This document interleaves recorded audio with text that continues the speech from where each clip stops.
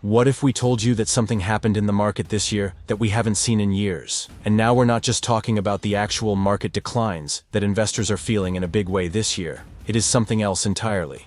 But it is closely related to current developments. It is about investor sentiment and their outlook. The bearish mood has literally engulfed the markets at the moment. It is now at one of the highest levels ever. The S&P 500 is still down 10% from the peak it reached earlier this year, even though it may not seem like it anymore. Many companies are much worse off. The global market situation is not stable, and companies and their shareholders are not standing firm either. How have markets behaved in similar moments? Where might they be now? And how can they succeed even in this chaos? Bearish investor sentiment has risen to levels consistent with previous major market corrections and crashes. While concerns about the recent market correction have increased, investor sentiment has become so bearish as to be bullish. Does this seem strange to you? But it actually makes sense. Ironically, such extremely negative sentiment occurs near market lows. And that's where the American Association of Individual Investors Sentiment Indicator comes into play to show us how the markets are currently doing. But before that, we need to look at how this index is created and why it is so good to track. The AAII's Investor Sentiment Survey is a weekly poll that, since 1987, has measured how individual investors expect the stock market to perform over the next 6 months. Respondents choose one of 3 options: bullish if they expect the market to rise, neutral if they think the market will go sideways, or bearish if they expect the market to fall. This data then provides a snapshot of the current mood among individual investors, and the index is often used as a so-called contrarian indicator. That is, outliers in sentiment, for example, a very high proportion of pessimistic responses, can signal a potential market reversal. For example, the possibility of future stock price increases. The long-term sentiment averages are approximately 38% bullish, 31.5% neutral, and 30.5% bearish. This is consistent with long-term equity market growth. But enough of the technicals, let's look at the hard data. The indicator now claims that 60.6% of investors are bearish. The proportion of bears in the survey has risen sharply from 40.5% in the previous reading on February 19th. This is the most bearish data since September 2022. Even more alarming, this is only the 6th time since 1987 that bearish sentiment has exceeded 60%. Moreover, the 5-week change in the index is the 3rd largest on record. The following chart shows that similarly high levels of bearish sentiment most often occur when the market has already declined significantly.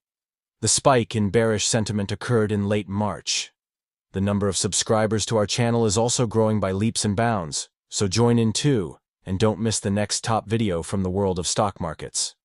That's because on Friday, we'll take a look at the company that's been the most profitable in the S&P 500 this year. How have the markets fared after such extremes in history?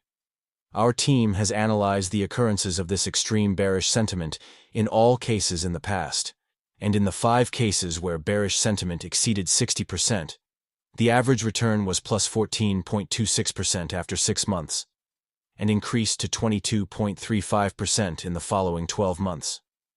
In 4 of the 5 cases, the S&P 500 index was in the black 6 months later.